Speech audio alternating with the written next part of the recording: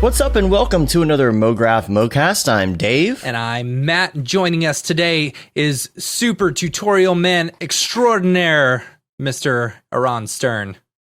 Hi, hello, and thank you for having me. Great to be here. I'm excited. And Mograph is a supplement to our site, mograph.com, which is a motion graphics tutorial site with tutorials, plugins, podcasts, and other Mograph stuff. And on the show, we talk about everything ranging from motion graphics to Cinema 4D, After Effects plugins, render engines, doing business, doing taxes, being a contractor, or working for the man. You can email us info@mograph.com. Let us know what you think about the show. Questions, comments, concerns, queries, grievances, topic ideas, artist suggestions. We're open to everything, anything. We're on Facebook, Twitter, Instagram, YouTube, mograph.com. You can find us anywhere. Ask us a question. Ask us something noob. Ask us something super advanced. What are your questions? What do you want to hear about? Let us know. Send us an email. It is Thanksgiving week, and we're taking it a little bit easy here. Yeah. Just slowing down. Just finished up a big project that we've been working on all year, so yeah, we're giving thanks for that. Yeah, we are very thankful for that. By taking a little bit of time off. It kept us in business this year, which is good. So yeah, very happy about that. And I am very sore. Yes. I'm working on a backyard patio, and I used Cinema 4D to help me build my patio. Yeah, I've used Cinema 4D for a lot of housework. Yeah, recently. same here. Maybe I should hit up Matthias and see. Maybe we could do a presentation at some point that's about like remodeling your house with Cinema 4D. That's actually a good idea. It'd be awesome. What I've been doing though is making this patio, and it was kind of a little bit of a grade that I had to deal with to keep everything level. And I have the new iPhone, and so I was using LiDAR and kind of doing these dailies every day while we were digging and while we were tilling things, which my hands hurt from tilling. And it's really cool because it is very accurate when it comes to leveling and measurements. So it would tell you down to the inch, right? Yeah, it would tell me down to the inch, and I knew Crazy. how many inches of sand I needed to level and how big the pavers were. And I used, of course, I did an initial LiDAR scan to design it and use Mograph cloners and things and for all the patio stones, the heaviest cloners I've ever lifted. Yeah. And so what Just was needed great some poly reduction, right? Yeah. Bring down the bump displacement map. It would have been much lighter. Well, much lighter. But what was great, though, is that every day we could use the LiDAR and kind of do these dailies after it got dark, run them back into Cinema 4D as an OBJ file. And I would put a plane through it. And I would start it at 0, and I would go up and say, okay, the sand is going to be at 2 inches. And then I could see where the sand was too high.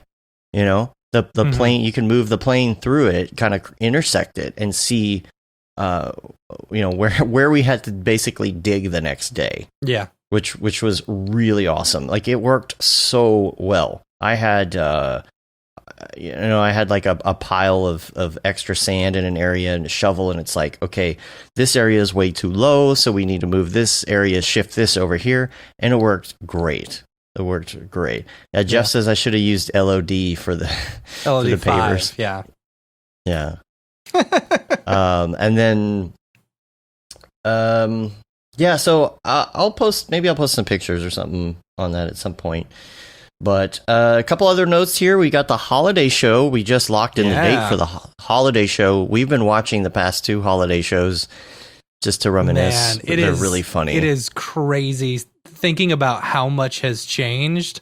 Not only my weight and my stupid hair wise, but also like, we've been playing Switch for the past 2 years or whatever, and the holiday show is when we decided to buy our Switches, and it's like, it's so funny, like looking back, talking about like the next camp and all this other stuff, and it's like, oh no, dude, you have no idea how the world's going to change in a couple months. What's in store? I know, but it was really fun to watch some of that. It's really funny because we just kind of just lay back and relax and chat it up, and I drink. I don't know about everybody else, but I have a drink. And so it was fun. We'll do it again. I need to work on the setup a little bit because we've all got green screens now, so we'll see. Another thing on my list there. So that's going to be December 21st at the regular time. So it's just a regular podcast episode, basically. So if you were interested in that, check that out on the 21st. Then we had our live special with Don Allen. Yeah. Last Thursday. Yeah. That was good really discussion. fun. Good discussion. It was. Yeah. That was really good discussion. The Skype, his audio on Skype. Friggin' Skype is awful sometimes, but it was good. We had some really like deep discussion about AI and VR and AR and where things are going and all of that. And just great conversation with Don. He's a really nice guy. And so the mini course, the crash course on AR, it's under an hour, is out now. You can get that for $37. And I was going to play a promo here. I should probably do that. Let's do it. So if you do want to check out the course, you can go to mograph.com/classes. And you can get like all the info there on what it's about. So what this isn't about right now is the inner workings of Spark AR. This is more about like how you get from Cinema 4D to Spark AR and export. It's just kind of like, what's the workflow? Yeah. Just to kind of get you introduced to this so you understand. And he does have some plans to do some more later. I feel like that's always the most important part with any secondary program that you're going to, like Houdini or something like that. That's one reason why I really like the Houdini course that Mark did, is because he starts off doing like this is, the full from beginning to render, so just being able to see exporting out of C4D, bringing it into Spark AR, and then, it's a great little workflow. Yeah. Yeah. So it's great. It's a crash course. It gets you in there, and he's got plans for getting under the hood of Spark AR a little more in the future. If you watch the live special, or if you want to check it out, I'll have it in the show notes, and you can see what he's been doing in AR. It's really interesting. He's got some filters that are doing really well, and he's on the top. What is it? There's like thousands of people that do this, and he's like in the top 88, which means he's a Spark AR partner. Yeah, it's crazy. So check that out. And here's the promo. I'm going to show this real quick. Here we go. Hey everyone, I'm Don Allen Stevenson III, and I'm inviting you to check out my new AR crash course on Mograph.com. This mini course will teach you the Cinema 4D to Spark AR workflow in under an hour. It's super easy, and you'll be creating your own filter in no time. Do you have at least an hour? Why not sign up and learn something new? Just go to Mograph.com, click on classes, and I'll see you there. All you're going to need is an hour. Let's go. So check that out, and let us know what you think. We got a little survey there at the end, and I'd like to know what everybody thinks about that. And what else we got? Don't forget, stop being afraid of Houdini. It's slowing down. This is the holiday season. Things, sometimes they ramp up because you're finishing projects, but then, there's kind of that slowdown there where everybody kind of closes up shop. It'd be a good time to learn something new. So check out Stop Being Afraid of Houdini, or Creating the Unreal with Jonathan Winbush. Live on Saturdays, he's been going on Twitch, and just it's interesting. It's gameplay. He's doing different games like Mario Kart, and EJ will hop on, and Mario Kart, like some other, what else? Smash Brothers, yeah. But everybody's playing and talking motion graphics at the same time. Yeah, it's kind of fun, just chilling and all that. I missed it because I was working on the patio this week, but I plan on being there on the Saturday evenings that I can make it. Also, I love the response we've gotten on the renders call out. We've been asking for renders for our front page. Thanks to everyone who's sent in their renders.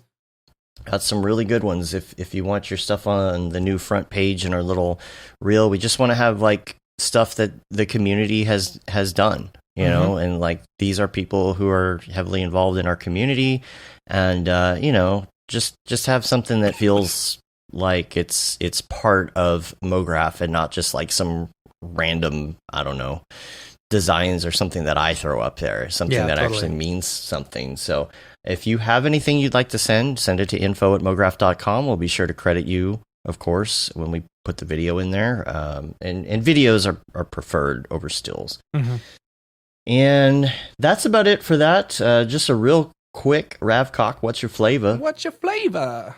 We got some 3090s this week, finally. Yeah, it was so funny. So I was rocking my baby, trying to get him down to sleep, and my old boss text messaged me, and he's like, or he actually called me. I was like, hey, let me call you back. I'm rocking the baby to sleep. He's like, oh, I was just curious if you were in line at Micro Center. You got a Micro Center here. He said they just got some 3090s in. I was like, oh, I was lucky enough to get one 3090 already. I don't know how long it's going to be before I get a second one.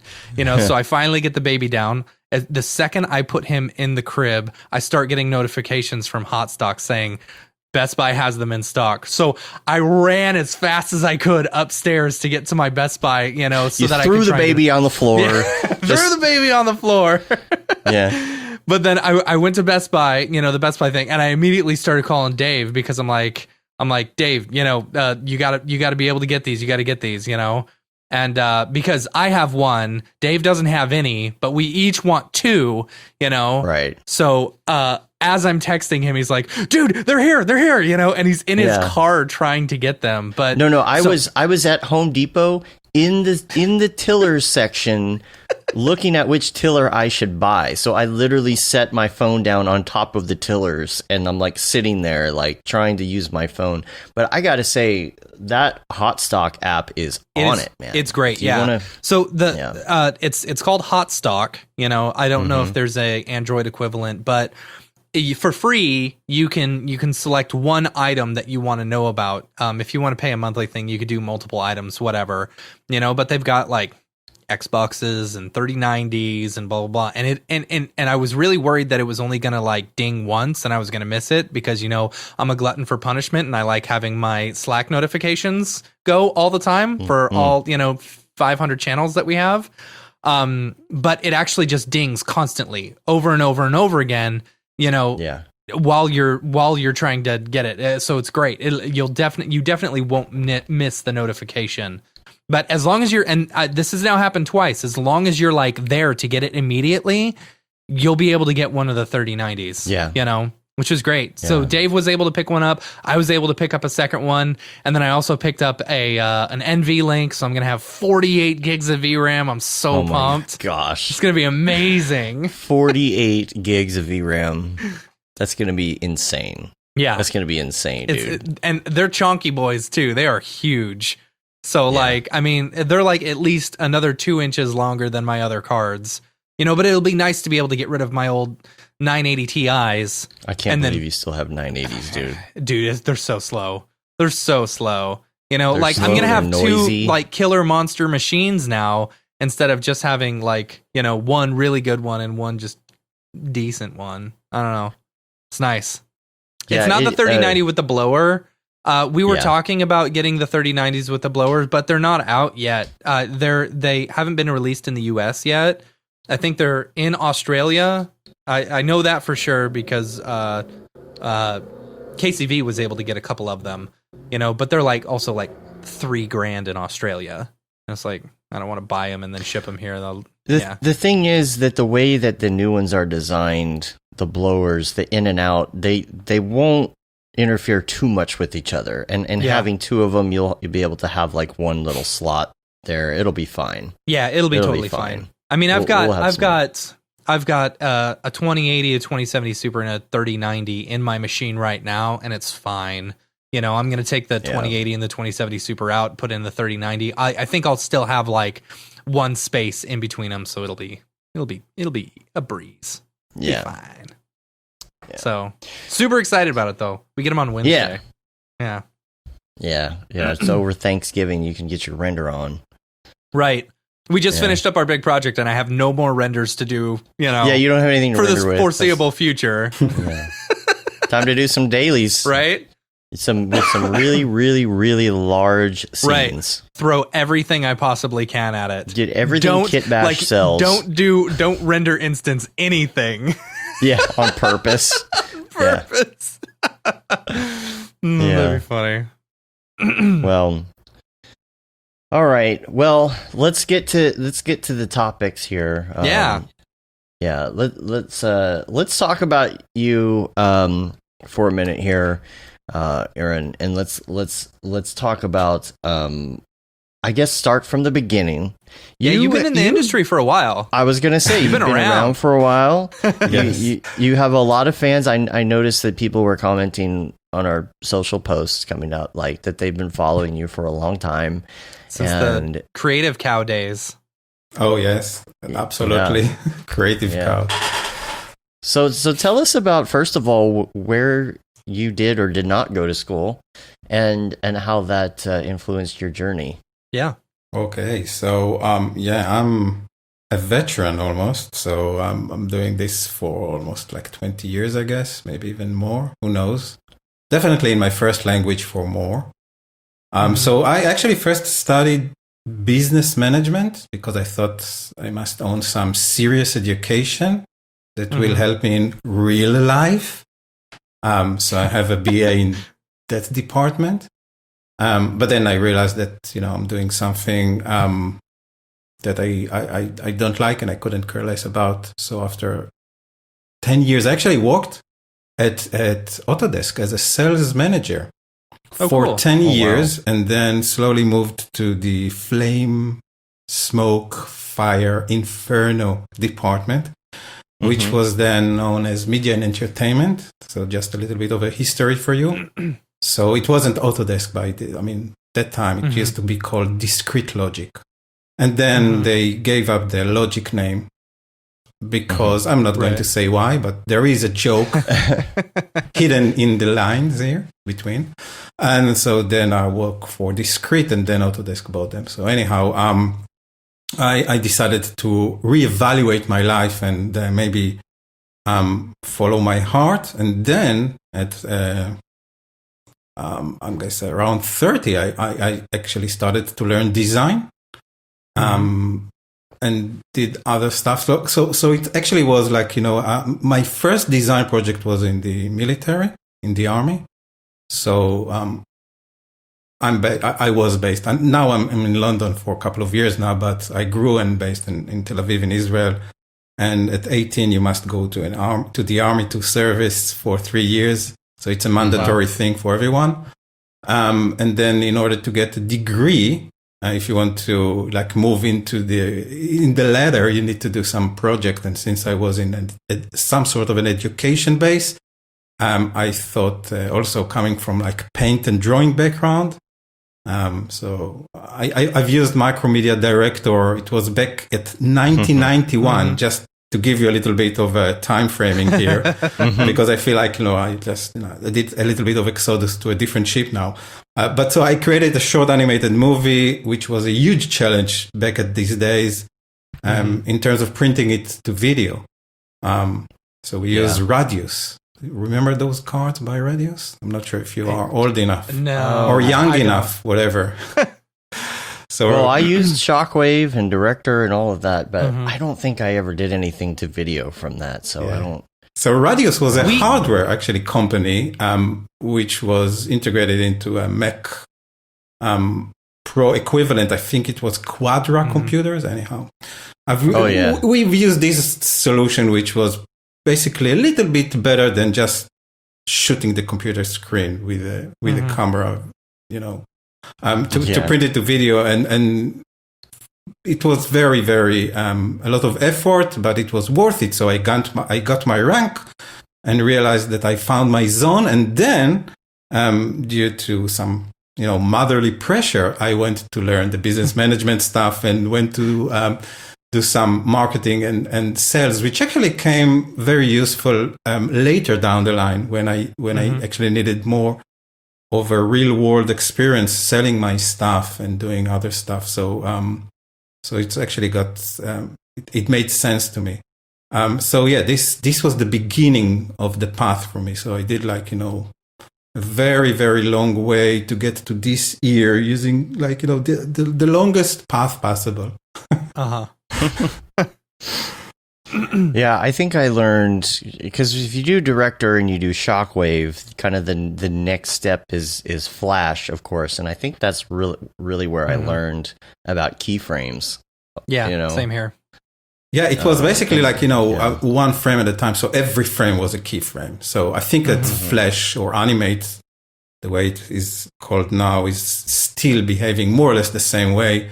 I'm not doing it anymore. I'm not doing classic animation, but this was the beginning. Yeah.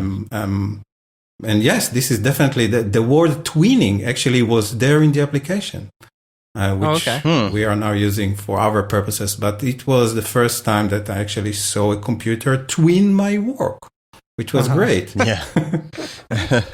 We used to. I worked at a place where we didn't have any of these fancy cards and we used to get people who came in all the time who wanted like animations that they had done in Flash or something like that to like VHS or DVD, or not even DVD at the time, you know, to SVHS or Beta, you know. Yeah. And it's like we had it was like an analog to digital converter that would plug into the monitor. We'd use it as like a secondary monitor, you know, which then would go out into like a Beta deck or something like that.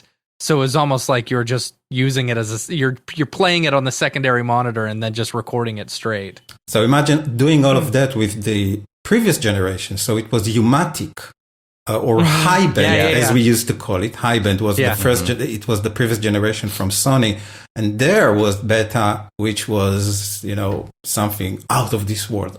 Obviously, all analog, but much more stable, and you know the quality was even better because it was component, obviously. Yeah.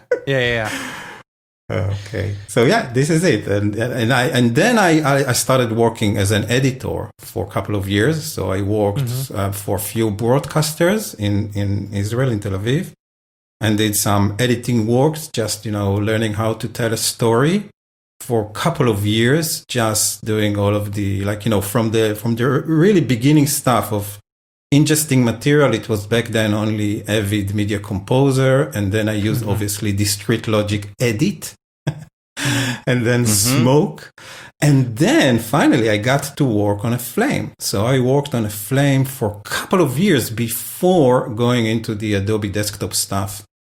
So I actually started with the big mountain, or like, you know, the paramount of post-production, working with Flame for almost 5 years, maybe even more, which was great.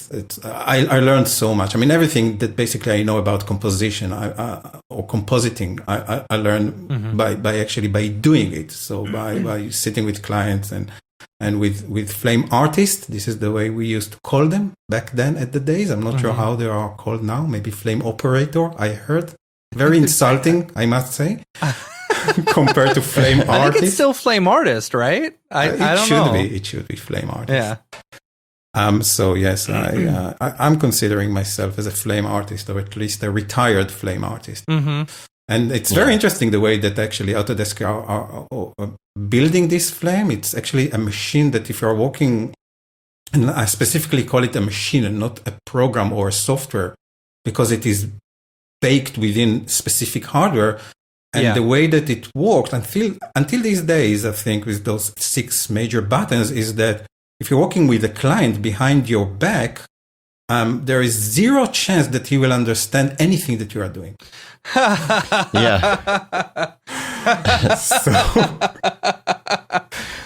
funny. That's really funny. It's the opposite of working with, you know, the famous Adobe tools or something that everyone owns, or at least see or work at some point of his life or her life.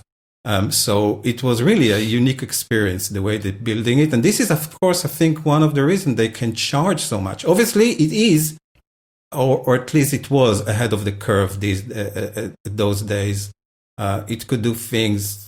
You were just speaking about graphic cards and stuff like this. So those SGI machines with a 4 gigabyte card, I know it sounds so low, but it could basically bend video like butter. So it was really unique, and they still have some, you know, tricks at their sleeves that nobody can do except of those machines. So I have a warm heart for all the Autodesk tools until today. Yeah, I want to say, what did I have? I want to say it was like Premiere. Gosh, I don't even know what version it was. Premiere, I don't know, 2 or something that came with some of the software or hardware that I bought, like, what was it called? Oh, well, okay, so Sound Blaster, right? Yeah. They had something that came out in the 90s called Video Blaster. I remember this.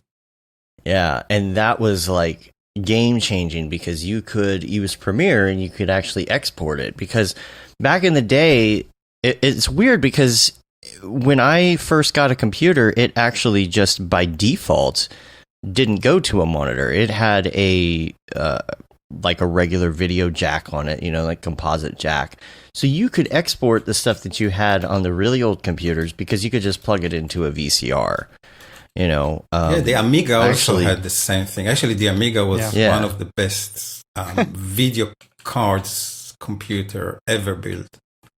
And the video toaster was there. The video toaster was amazing. Yeah. It was video like toaster. It was probably when I was using the video toaster, like it was ancient. It was still ancient, Yeah. But it's like because I was working at a place where they just didn't want to upgrade anything, so we had 2 video toasters for like creating like wedding collages and picture collages and stuff like that. And we were using it as a way of like it was like stop motion in a way.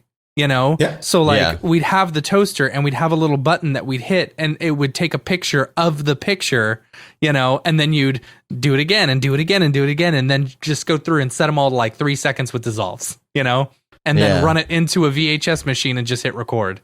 It's crazy. Now, the one I was showing there a second ago, that was a Color Computer 3. So that was about 1988, 1989.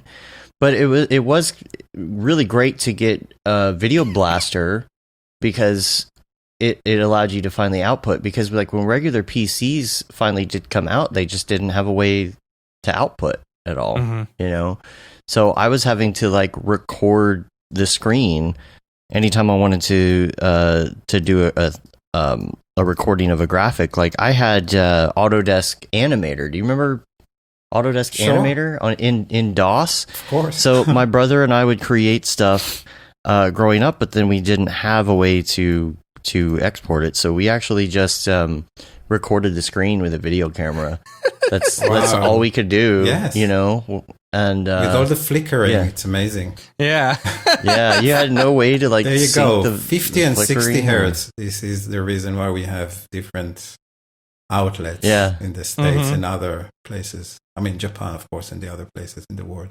Yeah. Wow, nice. But, man, nice. It's all come, like, it's just incredible where it's come, What's funny is you could probably decades, show that nowadays and people would just think it's like some, retro filter. retro art, spoof or something like that, Yeah. I think it's important, though. Like, I think people like us who came up during that time, and this applies to things like the internet as well. It's you come up during this time where you're growing up with the technology, so it feels really like you've aged with it from its infancy, your infancy and its infancy to now. Because people who are born now into it, that's just how the world is. We saw the world changing as that happened, and the internet too. And it was always one of those things where you're right on. The technology is right on the cusp of doing more and doing more. You're on your computer. You're like, I wish I could put this onto video, and then like maybe a couple of years later that happens. It's like, I wish I could send that video to a friend over the internet, but the internet's too slow. And then a couple of years later that happens. Yeah. And I think that the learning process was different for us growing up. I feel like just because we evolved with the technology, and now it just feels a little bit different. People who are just now getting into motion graphics and can do GPU rendering right now, man. They don't know how lucky they are. They don't know how lucky they are. There are things that I'm still carrying with me. Like, it doesn't matter how much space I've got on my G-RAID or whatever RAID I've got, I'm still very anxious every time I'm starting a project at something. I'm still worried about space in the hard drive, although space is such a, it's nothing to be worried about. In like, Yeah. you know, to summarize it, you don't need to worry about. It's so easy, it's so cheap, but I'm still, you know, I'm carrying with me those behaviors from the 90s. So I think that we can appreciate it. I mean, I for myself, I remember going to bed with some very, very heavy user manuals, printed in small letters, and reading everything and trying to understand and decipher without sitting near the application, just, you know, it was a completely different experience, like reading the book and then testing it out the day after if I was lucky. Yeah. VJ says, you know, he's a high school teacher and it astounds him how many students don't know anything about computers. It's interesting now because, you know, just like my daughter, she's just into the phone. Yeah. You know, I could see that. Into the phone, and so you just don't learn computers. She doesn't really know. She kind of understands like file structure and stuff, but it's like a whole different thing. But yeah, I remember having those. I still have in storage somewhere some of those thick manuals and things from back in the day. You would hold on to those, wouldn't you? There was no way to get any information. Yeah, you couldn't go online and find it. You had those things were you held those close to you.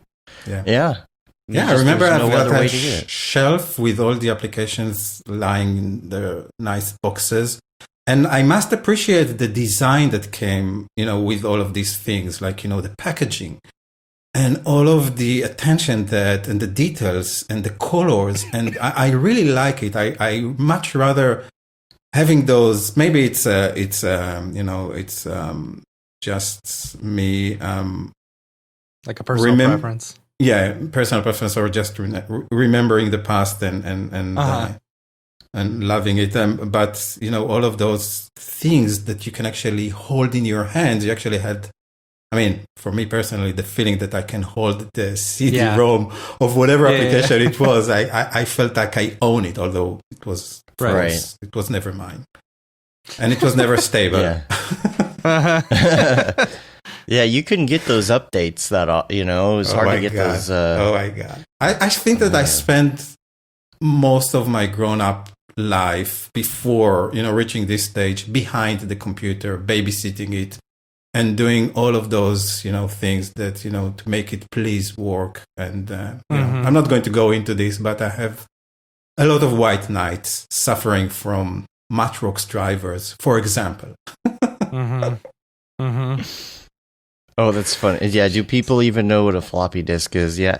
I saw a meme the other day that was talking about somebody's kid, and they had a floppy disk, and they're like, "Oh, look, Dad printed out he 3D printed the save icon." The save icon. No. Yeah. Yeah, they just recently changed it in most of the applications, but you can still find the save icon using a floppy disk, which is iconic, I guess. Yeah. Yeah. Yeah. So, okay, so tell us the next step. How did you get to where you are now? And why leave being a flame artist? You know, from what I understand, flame artists were very highly sought after and paid well.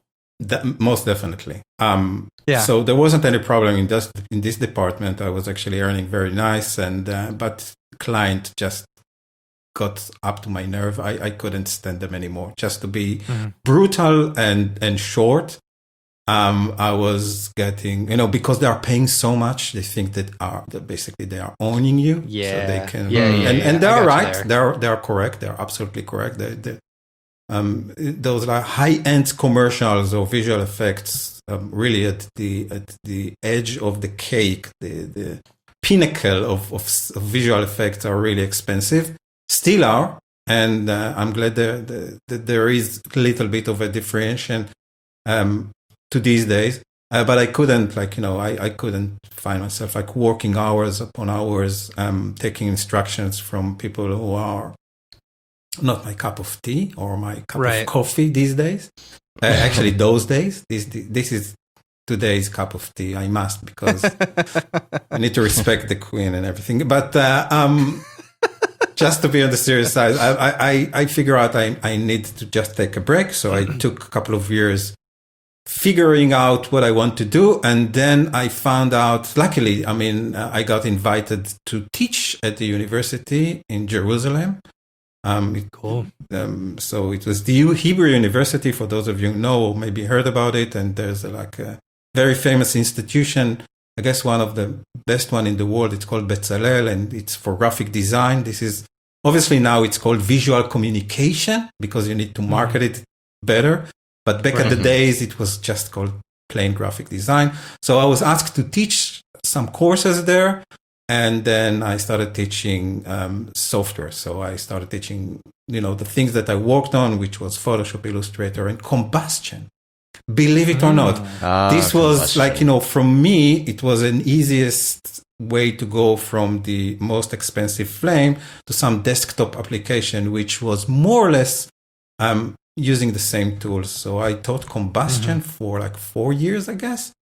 And found a lot of joy in teaching people and students, and the way that they are using those tools are really unique, and I found out that this is something that I probably want to chase and continue doing. And at the same time, the internet became more and more popular. So I knocked on the door, metaphorically, of few websites, and nobody wanted my services, obviously. My English was even bad or worse than what it is today. So probably was the reason. But luckily, one of the doors that was opened was by my friend. I mean, these days, Aaron Rabinowitz, which you probably know. Yeah. So he was working at Creative Cow, doing a weekly podcast about After Effects. And we started, That's funny. Nice. We started doing it together. So he did 1 week, I did the other one, and back and forth. I took a little bit of the labor from what he needed to do. So I freed up his time, and we did it for a couple of years, I guess, like maybe 2 or 3 years. And just so you'll understand, everything was delivered 320 by 240 pixels. And then we got to raise it to 640, and I don't think that in my time it was ever HD, maybe 720. I can't remember. Yeah. So I was there for a couple of years, and at the same time, continuing with my mission to teach as I saw it, and left Jerusalem, went back to Tel Aviv, and started teaching in another university for 12 years. And finally became the head of the motion graphics department over there. So yeah, I'm just going to stop to breathe to let you guys insert a question. So I think that I'm just, giving you a too full answer now. There was not any decent video online, like you were saying, the sizes and everything. It was just so hard to watch anything. So, I mean, I was learning like things like, I think I learned nodes from Apple Shake, and that was, again, there's the manual, thick manual for Shake, but it was, back then, it was reading online, and you would follow along with the tutorial, but it would go through the steps and describe it all in words, and it would show like screenshots and things. And that's where I learned that. But I don't know, Matt, you have any questions about that? I think it's interesting that you jump to so many different programs, like Flame to Combustion, doing After Effects, and it's do you find that a lot of the, like, for example, with cinema, if you're jumping over to, like, say 3ds Max or Maya or Blender, a lot of the concepts are the same, and some of the names are the same. Did you find that switching over from different programs and stuff, there was a big learning curve, or were a lot of the concepts just like you just had to figure your way around the user interface? So a lot of things are very common, even with the visual applications or motion graphics. I mean, motion graphics is a relatively new term, so it wasn't existing back at the days. I mean, you may call it compositing or visual effects. Actually, people mistakenly call it special effects, although we both know it's not. So yes, there is a common ground, obviously, and terminology is more or less the same. It's not exactly the same because I know, for example, Avid has like, licensed a couple of their terminologies, like, Matchframe back at the days was licensed by Avid for some time. But yes, I mean, you could really easily jump from one application to the other if you understood the principles. I mean, for me at least, it was making sense. Since I started my career at the press level, I forgot to tell you, but I was 4 years a designer for the biggest newspaper in Israel. It's called Yediot Ahronoth. It doesn't matter. Nobody knows the names here. Not I guess from your crowd. But I was coming from the CMYK, department or color mode. So this was actually, I mean, I found that this was a little bit more of a challenge. From the way that I needed to rethink colors and all the other terminology, but all the other stuff like layers and alpha channels and mattes and, basically the same things. The pen tool is the same pen tool across most of the applications. Bezier is Bezier. Pierre Bezier, by the way, this is the name of the guy who invented it for Renault. Pierre Bezier. So, yeah, okay. he was the designer for Renault. Renault, this French company, they wanted to redesign the shape of the car. It was very cubical, so they hired this designer, Pierre Bezier, which helped them to just take the cubical shape and just create some nice, arcs. And since then, we are calling it Bezier. So here it is, a trivial fact which nobody cares about, but maybe you I care. That was great. Yeah. But it's the same thing. So, you click and hold and then you get tangents and then, it's more or less the same thing. So once you get a hold of it in one application, the move to a different one, at least for me, was really obvious and natural. Scott was asking in the chat, do you ever talk about Israel's huge contribution to the core of computer graphics? I'm not sure I even know what that is. Yeah. Do you?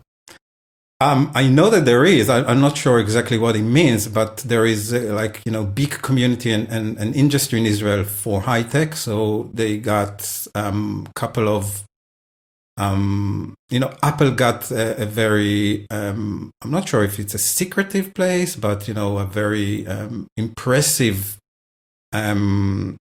research and development team over there, which are doing a lot of work for the camera and for the VR stuff.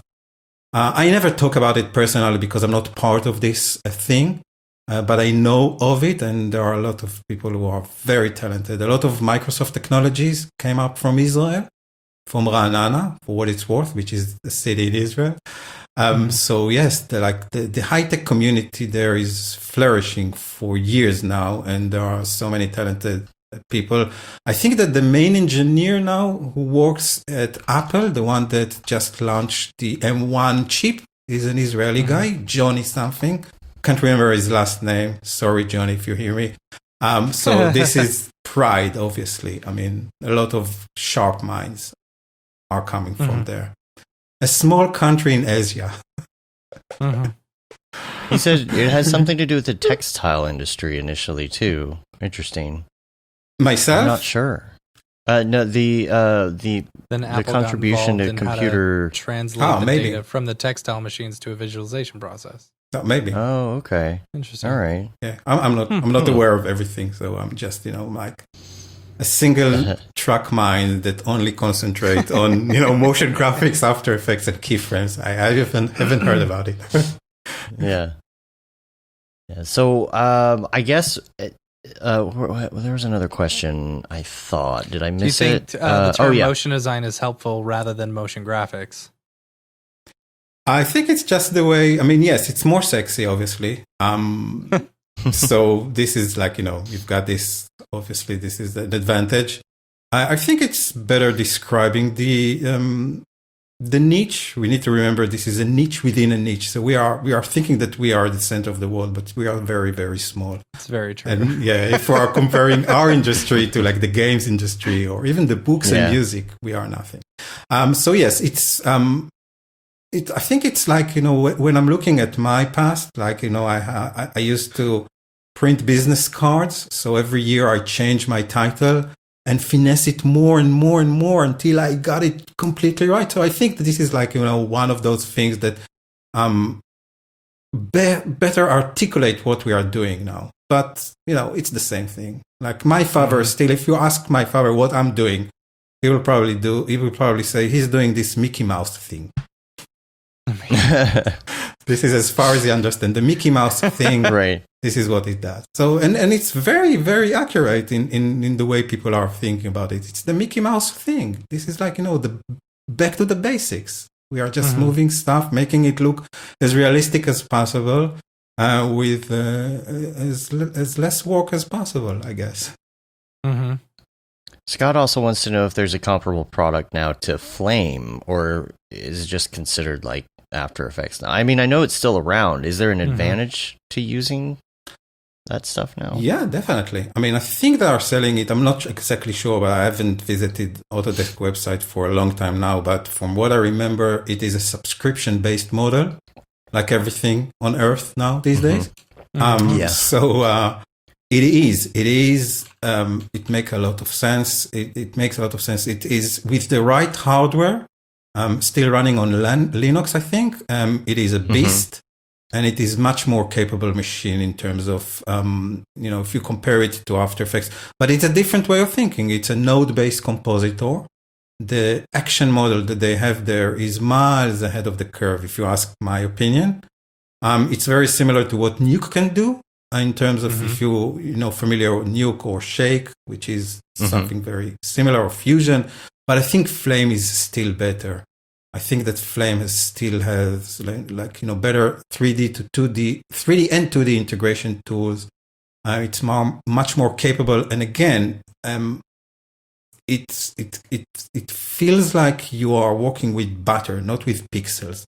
So the way that it basically treats video is basically it projects everything on a 3D card, which is then can be manipulated using this bicubic system, and I'm not talking about the bicubic scale or what we are referring to as bicubic quality. It's a different way of thinking about how to create a grid and then manipulate the pixels inside within this.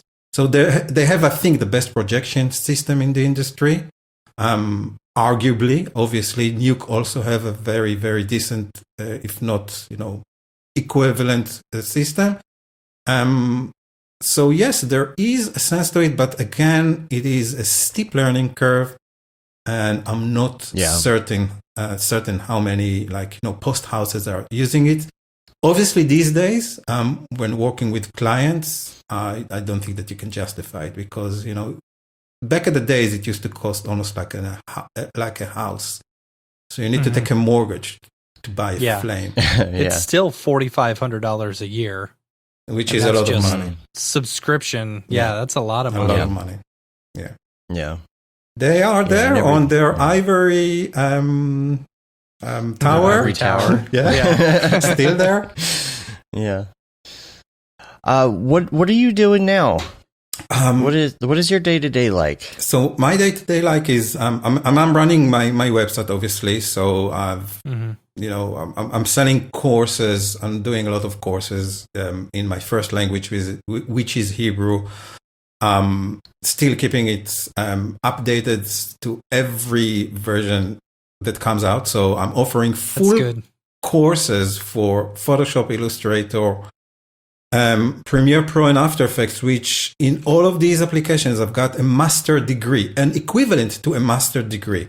So I'm a master trainer in terms of Adobe education, which means that I can train you to be a trainer, just in case you're wondering what it means. And I'm also offering Cinema 4D courses in Hebrew. I'm not a master trainer in Cinema 4D by all means. I know my stuff, but I'm not at your level. So trying to reach there, this is still a very deep pool for me. I'm working with Cinema for 10 years now, and every day I'm discovering new stuff, and there are areas in the application that I probably will never touch. Scares me a little bit. But I really love the integration between all of these applications. So this is part of the things that I'm doing. I'm going to, let's say, call it 30%. I'm also doing a lot of online courses for LinkedIn Learning, what is used to be lynda.com, which is much less of a mouthful. So I've got more than 30 courses over there, and I have a very popular weekly series, almost like, continuing with the podcast that I did with Aaron Orbinowicz. It's called After Effects Weekly. So every week there is like a free After Effects short tip. And then, of course, if you want to watch the previous one, then you have to get a subscription. So this is like weekly series, which really keeps me on my toes, on my not my knees, but, on my edge, because I really need to come up with, new or interesting ideas of, tackling areas in the application. I'll try to keep it as short as possible. Not succeeding every time, but less than 10 minutes. I'm calling it a success for a tutorial which is less than 10 minutes, which I know for a lot of people sounds like a very terribly long period. And then what else? I'm doing a lot of conferences online these days. So I have you recently just did Adobe Max, right? Yes, I did Adobe Max. I was actually number 3 on their chart. So from all the 350 sessions that they were offering, I came up number 3, nice, which was amazing. This was a really nice, and you can actually, if you want, if you missed it, you can catch this session. It was a 3-part lab about how to create basically an introduction for 3D logo and text animation in After Effects. So I'm not leaving After Effects, but I'm using Cinema Illustrator 4D as well, right? It's Illustrator. Yeah. And the Cinema 4D engine to create, I'm stretching the After Effects capability to create transparency in 3D, which, it's a tough thing to create. So this was one thing that I did, doing the 3D motion stuff with Maxon. And I have a part-time job at Future Media Concept, where I'm helping them to create events like Adobe Video World or NAB or NAB New York, which is the smaller version of NAB, and other conferences alike. So yes, I'm one of the lucky people that my plate is still full even during these horrible pandemic days. Yeah, I'm really thanking God for this. Yeah, I'm sad that I missed your presentation. I was all signed up a couple months ago, and I got an incredible stomach bug that day. It was so terrible. Like I was like, yeah, I'm gonna get up tomorrow. I'm gonna check this out, and nope, stomach wasn't having it. So I'm gonna have to catch another one of them. Oh, watch the recording. Everything is being recorded these days. You can watch the recording. It's edited. It's with less jokes. So I'm not going to, make you sit through the entire bad experience. So most of it is archived. Then we can go back and watch. Then, right? It is cool. Yeah, I feel really fortunate to have been able to get through this year somehow, in 2020. So, what do you think about NAB moving to October next year? Crossing my fingers that it will really happen. That it'll actually happen. Yes, I agree. This is what I really think. I'm not sure if people will actually fly there. I mean, even if everything will be clear and open, we're just at the beginning of the vaccine statistics, I guess. It looks promising, according to the news, but we'll need to wait and see. I think that they are maybe too ambitious, but we need to just wait and see. Like NAB is a really big part of my training career. I've been to 21 shows, except of the 9/11 one. I've been to, from the moment that I could fly or somebody could sponsor me. I was there. Same here. At the beginning as an Autodesk representative, and then only as a teacher or educator. Yeah. So I really love NAB. It's a great, great party. And yes, it is. Yeah, great party. Great educational party and other parties as well. Yeah. It's such a great connection thing, and it's just so sad that it's you know, you're not able to connect with people on the same level, even through Zoom meetings, even through online conferences. It's just a different feel. And I hope that we don't lose that. I really hope that it comes back around, and then the people who are, I've probably said this before, but the people who are new to this industry, or were just getting into this industry when COVID happened, will be able to experience what that is. Because especially right now, it's like half of what I think this industry is going to meetups and, you know, meeting other artists and, you know, talking to them versus just like sitting down and doing work, you know, and everything being online. It's a whole nother facet that some of the people just getting into it don't know about yet. Yeah, absolutely. And you must miss the monorail, right? Yeah, I know. Yeah, it's always like it gives you that good 20 minutes on the monorail there every morning to sober up a little bit. Right. Yeah, it's like a short gym, like, 5 songs, 20 minutes, and then you can go down or up the stairs. Escalator, of course, we're not really using the stairs, but who cares? Let me ask you this, because as an educator, I wonder if you ever run into this issue, because I know when we were doing a lot of tutorials, like I would have a hard time coming up with an idea for a new tutorial, because I feel like once I had done that tutorial once, I didn't want to go back and revisit some of the same ideas over again, you know? And if you're doing an After Effects weekly, like how do you come up with something new or something, you know, fun in order to keep it engaging? Yeah. Wow, this is a tough question. So first of all, when I pitched the series to LIL, LinkedIn Learning, just, give you the abbreviations, I came up with 100 topics before even reaching to them. So I just wanted to make sure that I have a bank of stuff that I can, rely on. So I know it's not a complete solution, but basically gathering from all the corners of the internet, from the internet floor, basically, there's so much knowledge there that you can just, listen to or ignite your thoughts. So this is one thing. The other thing is get out of your comfort zone. So basically, this is called also a second degree change in psychology. So if you want, if you're trying very hard to come up with a topic for a tutorial, instead of working towards this, you need to just, go fishing, for example. And the idea will float. Sorry for the pun. But, something along those lines. So I'm trying to at least once a day, and this is becoming a little bit more challenging, obviously now, step out of the house and, fill my eyes with different sights, not just the 5K monitor that I'm staring towards now, right? So this is, things. I'm watching a lot of TV. I'm reading a lot of books. And then ideas come, hopefully. And my biggest inspiration, I know that you didn't ask exactly about inspiration, but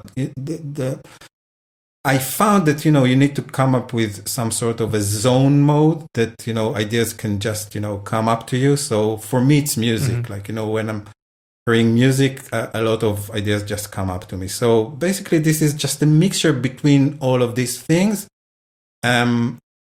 Sometimes I do really actually visit old stuff that I did, thinking, how can I improve on it? Is it worth improving? Should I do a new version, or maybe I should just ditch it? And it's tough. I can tell you that there is a lot of time that I have a block, a void, or like a creative block. Yeah, or something. Exactly. And I can't find anything. I need to refresh my mind or do some other stuff. I can also give you my maybe life hack in this department will be answer a lot of questions over at support groups over at Facebook we don't have forums anymore because Facebook basically killed them. But support groups or whatever, you're using Twitter, like Reddit or Reddit, exactly. Yeah. A lot of my ideas came from people asking me questions, or sometimes even stupid questions that I didn't even thought that people don't know about, like really really basic stuff. So yeah, a lot of things are actually coming from first graders, I'm calling them, like people who are making their first steps. They have the best questions, and they really can shake the tree in terms of what you think about the application. Right. Because they don't know anything. A lot of that. Yeah. So they assume that everything is possible. So they don't know the limitations either. Exactly. They assume that everything is possible. And to counter that, of course, limit yourself. So try to do something like, what I try to do with the Max logo, trying to create transparency without leaving After Effects. Now, I know it's going to take me 2 minutes to do it in Cinema or in Element or in other solution, but I'm going to force myself to find a solution how to match it to what I'm visualizing and create it inside After Effects. So this is my 2 pennies or shillings, Your 2 pennies. if you want to really go back. Right. Yeah, I try every once in a while to answer questions like that. I haven't been on Reddit as much lately, but things like the Facebook Cinema 4D group, you'll get a lot of brand new Cinema 4D users in there who are asking questions. And most of them, what kind of computer should I buy? Right, right. But I think one of the things that you got to remember that these people are new, and not to get a big head about it if you've been in the industry for a really long time. There's people who, like, if you go to the Octane group, for example, if you're in the Octane group on Facebook, there's so many people in there. There's, it's like 30, 40,000 people in that group. And most of the posts you see in that group will be very, very high level, right? And people are asking very high level questions. And contrast that to the Cinema 4D group, I think you have a lot more new people in the Cinema 4D group. And you'll see somebody will ask a question and some people just tear into them. And it's like, why are you tearing into somebody for asking a question like that? It's I mean, a good example, I think, is like somebody the other day, I think it was yesterday, asked the question, and I don't know if they were new or if they had been around or not, but they asked the question, I want to find a render engine that uses CPU and GPU. And it's like, okay, people are like, oh, well, Arnold will do that. There's a couple others that'll do that as well. Cycles will do that. But when everybody answered Cycles or Arnold, he said, no, that uses them both at the same time. And everybody's like, well, why would you want to do that? And I had to stop and think, well, maybe that person doesn't even realize that may not be a good idea if you're using all your CPU and all your GPU at the same time, or if that's going to, or if that's, going to affect you. And they may have, I mean, it's not a stupid question. I'm not saying it's a stupid question, but there are some issues that arise if you're trying to do that. It's like, well, first of all, I think somebody said you can't watch YouTube while you're rendering because your computer will be completely bogged down. But I think people sometimes word questions in a weird way in some of those.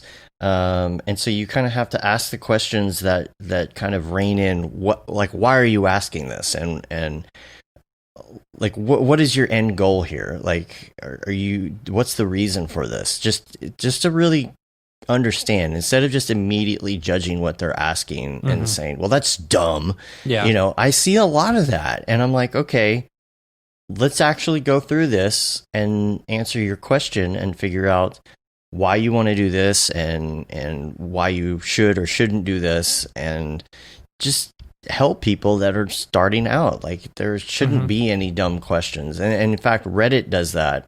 The Cinema 4D subreddit does that. And I think Sage is in charge of that in particular, like the no stupid questions threads and things like that. So you really have to remember that there's always somebody new. And like Merlin Mann says, every day somebody is born who hasn't seen the Flintstones.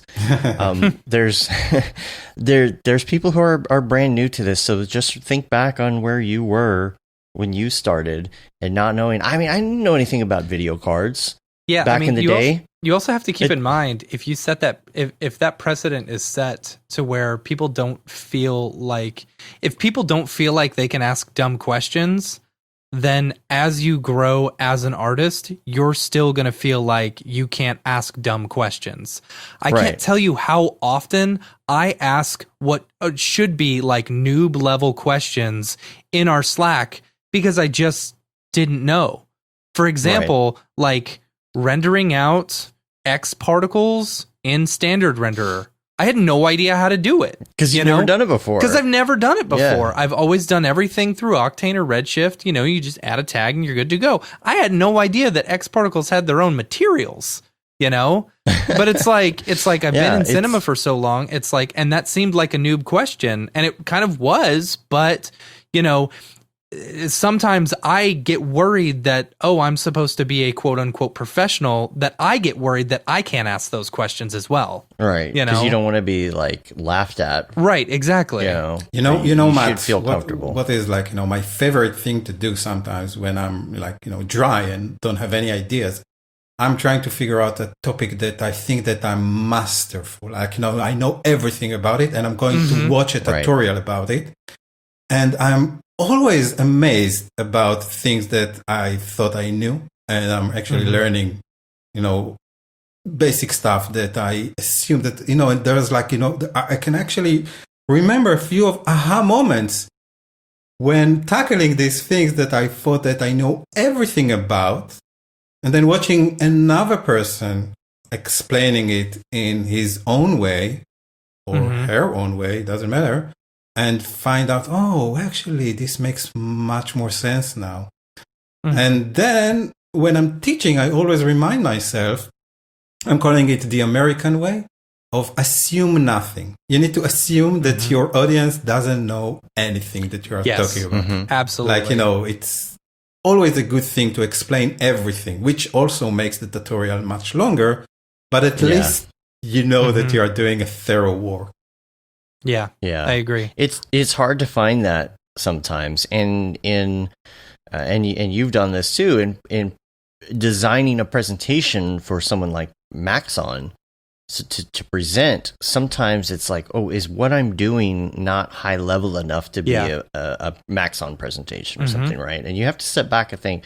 When you go to NAB, there's going to be a mixture of people there. There's going to be some that are completely brand new. There's going to be some people that really want to see, oh, let's look at that node tree in Redshift or something, right? Right. But some people are like, I don't know what a node tree is to begin with. Right. It's hard to do, and it's also hard. It's been hard for me personally to come up with ideas. The further and more advanced the Mograph industry gets, because I feel like everything has been done. Even when it comes to doing a daily, I feel like everything's been done. And also, it's harder for me because I don't feel like I'm in the industry in the same way I used to be. Matt and I used to work for a place, and it wasn't necessarily like a high-end place, but I was always getting ideas for a tutorial because we were trying to do this thing or trying to do that thing, trying to figure these things out. We were also newer in the industry as well. Oh, yeah. So, like, when I discovered Luma and Alpha Mats and After Effects, first thing I did was go make a tutorial about it, you know? And it's like, if you learn when you teach, of course. Yeah, absolutely. And you're in it. And these days, it's like the work that I do and the work that Matt and I both do, a lot of the things are, some of them are for the real, but some of them are for the meal, and it's nothing new. It's nothing where I had to learn something new to do. It's like, okay, this is just to get a paycheck. So I'm not getting those complex problems. But what that does, though, when you have to figure something out, is it allows you to say, oh, look, I figured this out. And then just by default, our community in general is so great about sharing these things. The first thing everybody seems to want to do is be like, look at this cool thing that I figured out. Yeah. You know, and I want to share that with everybody. It's so great that it's not like other industries where people just want to hoard hoard the information for themselves.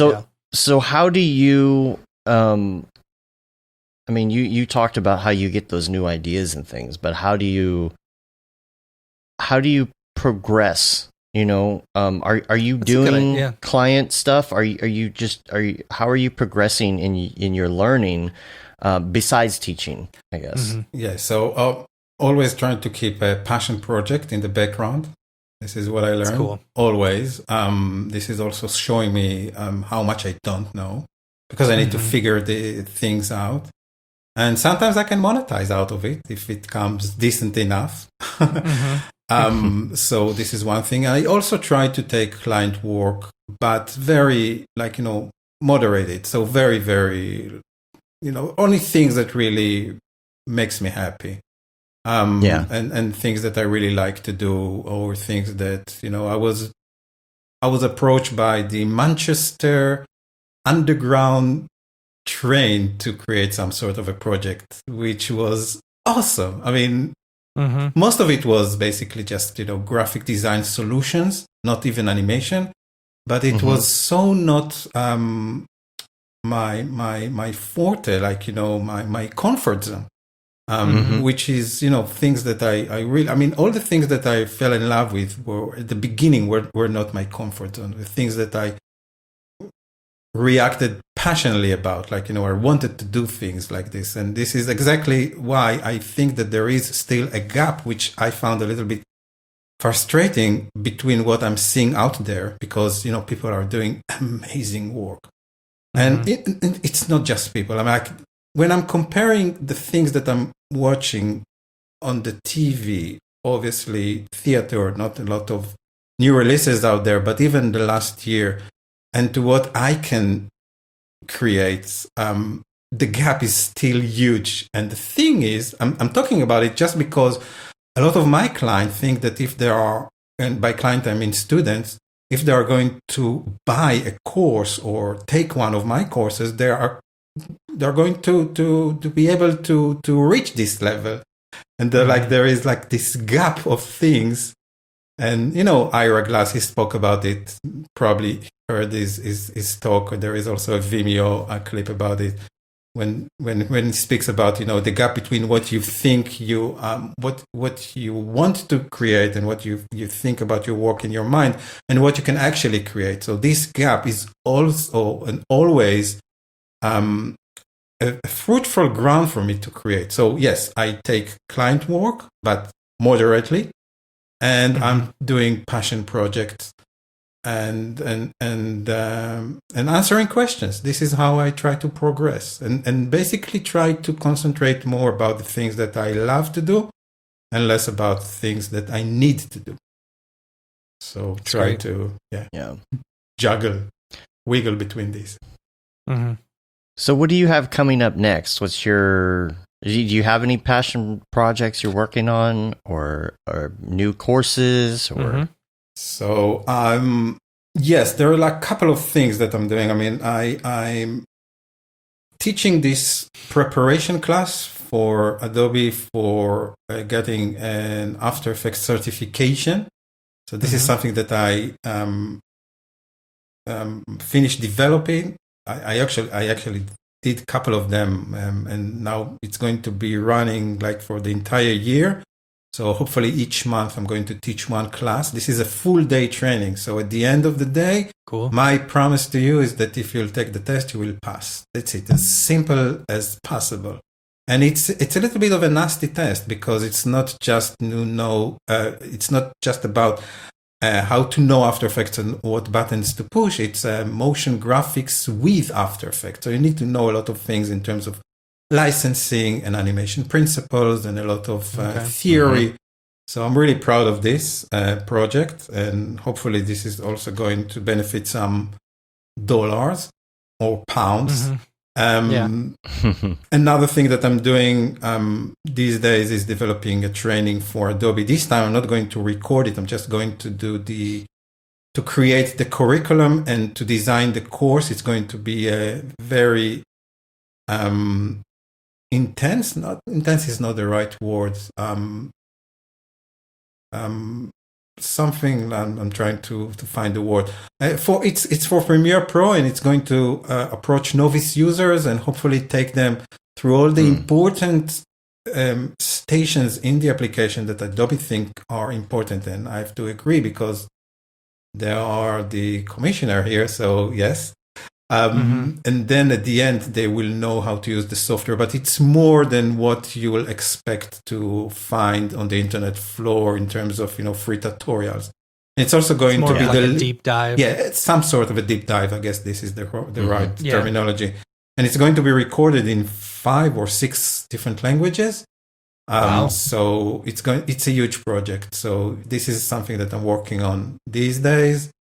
So yeah, I'm trying to also create some, passion project at the same time. But to be honest, nothing is really happening in this department these days because I was so busy with like 3 conferences and the things that I talked to you about. So when there was like, money in the basket, it just pushes away the fun stuff. But I'm trying to enjoy this as well. Yeah. So how do you go about doing the multiple languages? Is it over? Well, first of all, who's doing the multiple languages? Do you know 5 languages? No, Are you doing 5 languages? I wish. I only know 2 and not so good as you can hear. So no, actually, I speak very, very fluent Hebrew. So yeah. For what it's worth. Anyhow, so no, they are going to hire a local instructor in Korean or or from Germany or from Spain or from whatever, Japanese, I guess. And I'm going to tutor them. So I'm basically creating the model, the structure, the course with all the materials. I need to make sure that it can be translated to all the languages. And then we are going to probably give them the English version so they can see what they want to build. This is going to be the master one. And once it's going to be signed on or signed off, then they can record their own version. And this is going to be a localized version, which is not going to be exactly the same. So I want to leave room for each one of those different speakers or teachers. Teaching styles. Yeah, exactly. Yeah. So it will be a little bit more personal and not exactly like, structured, as I'm seeing it. But I have a very clear vision about what they need to do in each and every lesson. And it's a really challenging project, I must say. I bet. We're developing a course right now that's going to be in English and Spanish, and that's what we're trying to figure out right now is which way to go about that. It is the same instructor.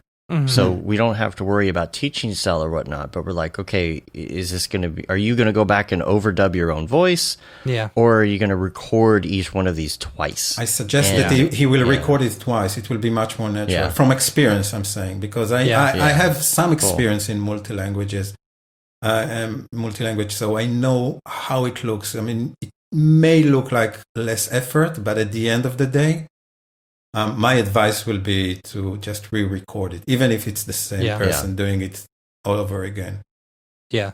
When you do these, are they offered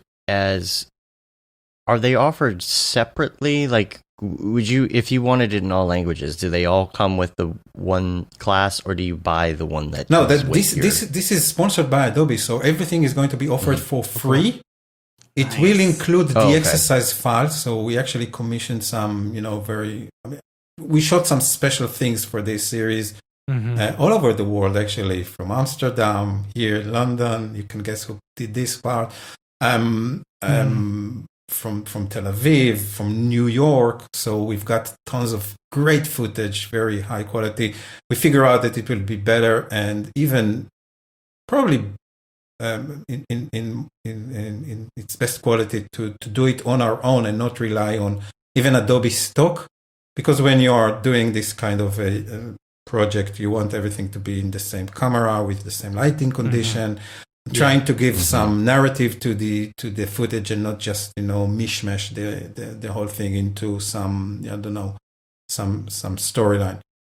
So this is going to be offered for free. I guess part of it will be, or maybe all of it will be at the Adobe YouTube channel. I'm not sure exactly how it will be delivered, but it's going to be more or less similar to what Blackmagic is offering with their DaVinci Resolve training website.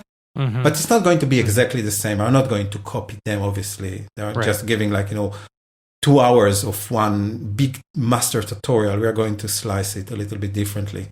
But the idea behind it is it's educational. It's going to be free for everyone, including a very high quality exercise files. Maybe even a book, we'll see. Yeah. I think it's redundant, to my opinion. I think that if you're doing a video tutorial, you don't need a book. You don't need a workbook to follow along. But some people learn differently each ways. You know, like y'all are talking about going back and, you know, reading books as you were learning. That's not how I learn.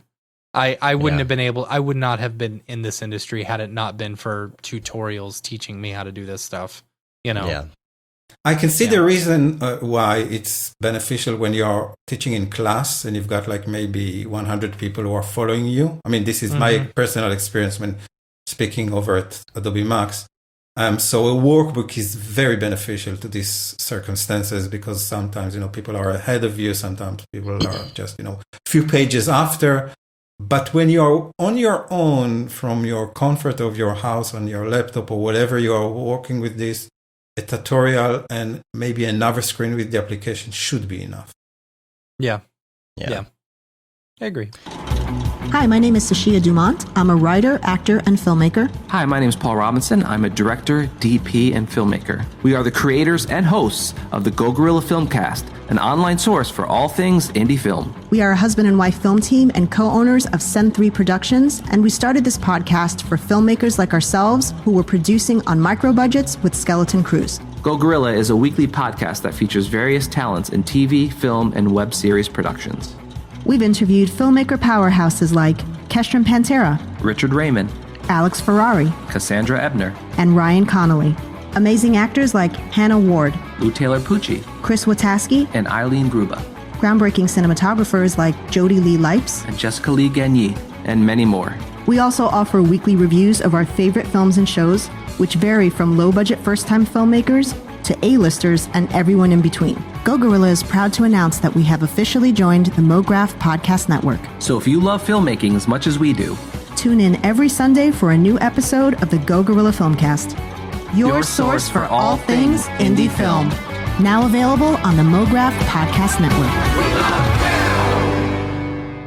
Well, we want to ask you a little bit about some of your favorite things, and Mograph recommends here. First, we're going to go to some links.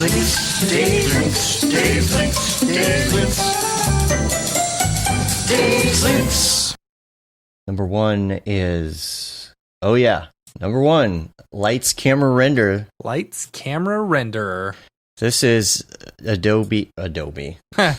School of Motion's new course. School of Motion's course with David Ariev. It's go ahead. Man, I'm so excited about this. We teased when he was on the show, but he really couldn't say much yet about this. And I've seen some of I think maybe the first 6 pieces of this. So excited about this. There's a video that talks about what the course is about and sign up and everything on their site, but there's also a live podcast that was on the other day, which I stopped by to say hi real quick, but I was in the backyard working on a patio, so I didn't get to stick around, so I need to go back and watch. David and EJ discuss what's going to be in the class. Yeah, the Shotgun says lights, camera, Jesus. Octane Jesus. So that's super exciting. We've been chatting about it so much when we play Halo. Yeah. And it's crazy seeing a lot of the work that he's been putting together for this. Yeah. Like it's been a lot of work, and seeing the quality of stuff that he's been producing specifically for this is just you don't get half-assed when you are learning from Ariev. He full asses everything. Yeah, he is very meticulous about it. We know how much and so how hard he's been working on this all year, because he sends this our Halo group some updates and things and talks about what he's doing, and then when we're all sitting there poning noobs on Halo, or being noobs and getting pwned, we get the updates on the ups and downs of his struggle to just get this sheer amount of work done. Yeah. Sometimes it's a lot of Doing work. a So course like, is we a know lot how of hard work. he's been working. Yeah, it is. I can barely maybe get to my course. Like I feel like one day a month, and I don't know how he's doing it, but it's really exciting. I can't wait to see the finished product. The renders are just freaking amazing. So make sure you check that out. Links to all this stuff in the show notes. Also, let's see if I can pronounce this correctly. Myron Dilburovic made this. I have no idea if that's right. This Spidey animation is done in Redshift. It's on the Facebook Redshift group, and I'm going to put a link in it. You got to check this out. It's so great. That's cool. That's all I have to say about that. Maybe we can do an interview at some point, because I would love to hear more about it and the breakdown. Also, a heads up, no link yet because it's not quite out, but Mitch Meyer's Planet Pack 2 is coming out December 1st. So make sure that you look for that. We'll put a link in there when it comes out. Maybe we can get him on the show. It's been a long time since we've talked to Coolfire. Coolfire. And also the most comprehensive reconstruction of the Beirut port explosion. This was posted by Phil Raid Zero posted this breakdown. I mean, it's not his, but he posted a link to it, and that's where I saw it.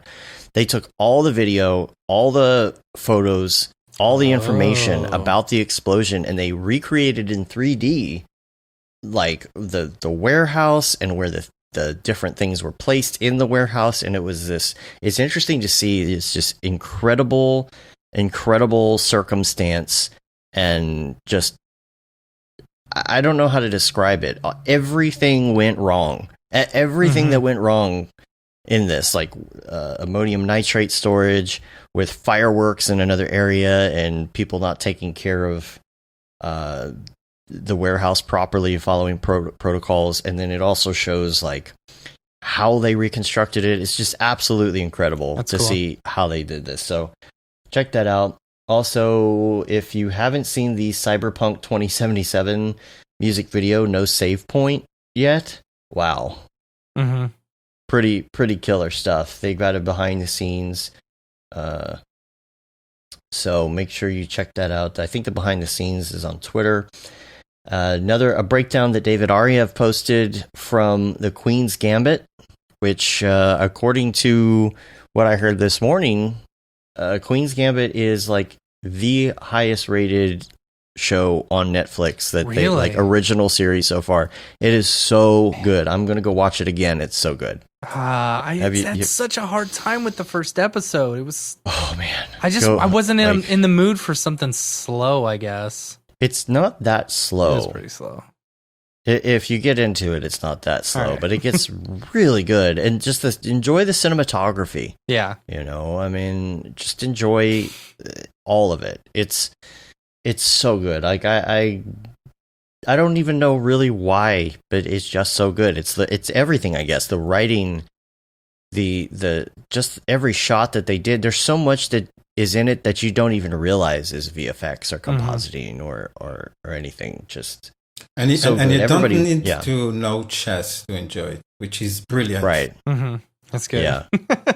It's almost like you really do learn a lot about chess by watching it, you know. So if you don't know chess, you'll learn a lot about it. And yeah, the story, the acting, everything about it. And a lot of these actors, they're not new actors, but they're not as well known actors. There is that one guy from Harry Potter in it, right? He's in Harry Potter. Which one? There's like Harry Potter has basically every British actor ever offhand. In it. You'll recognize him, but check it out. It's so good. And everybody wants a part 2, but it's one of those things where this was obviously from a book back in the day, and the author is dead. So if there is going to be a season 2, I think they have to talk to the estate. I think they have to make sure that person's estate is okay with it, and that that they're very comfortable with it. They haven't ruled it out, and it is kind of it is final in the end. But you could see it going to a season 2 if they could figure out a good way to do it. Mm-hmm. You know, because I would really like to know more about what happens to this character after this, you know. But she became blonde. Yeah, I know. Oh man, they are so popular right now. All the actors right now. Yes. It's just the top of the game. So many videos. They're great. Really great. Yeah. Great performance, great acting, great cinematography. Everything is great there. Yeah. And it's something that Ariev talks about a lot is go watch it, and then if you're going to watch it again, go watch it for a different reason. Mm-hmm. Go watch it with even with the sound off, or watch it and really think about each scene and what you're seeing in each take. Why are they doing this camera? This is stuff that's in his course, by the way. Why are they using this camera move? Why is this handheld? Why is this not handheld? Why are they using these colors? Why is this framing the way that it is? If you go watch it the second time around like that, you really learn a lot about cinematography. Mm-hmm. And of course, that's going to help you when you're creating things in 3D. Right. You know? So, a couple more things that I've got here in the links. Number 5 on here, I think, is toxic labor practices at Mill Film led a VFX worker to commit suicide, coworker alleges. So I just wanted to put this out there. Of course, this is alleged, but check it out, because what it's talking about is there's some sort of contract that, and if this is true, kind of in bulk with a lot of different companies in the industry, I think this is something that needs to be looked at, which is, if you get into a toxic work environment and you're in a contract that says that you will have to pay money, pay a fine or a fee if you quit, mm-hmm. then I don't think that really should be happening. The problem is, if you get in, like, I understand contractors and freelancers, they go from place to place a lot. Some people will not necessarily stay at a company for a long time. So what happens is these big studios are like, we want to hold on to the good people that are really good at what they do. And so they get a contract and they're like, no, you have to stay here for X amount of time or do this or face the consequences, right? But mm-hmm. if you agree to that, which you shouldn't, but if you agree to that and then you're in a toxic environment and you have no way out, I mean, that's not a good place to be. Yeah. So I don't know. I'm just kind of following that right now because it is kind of an alleged thing, and I don't think all the facts are out there, and I want to know more about it. Mm-hmm.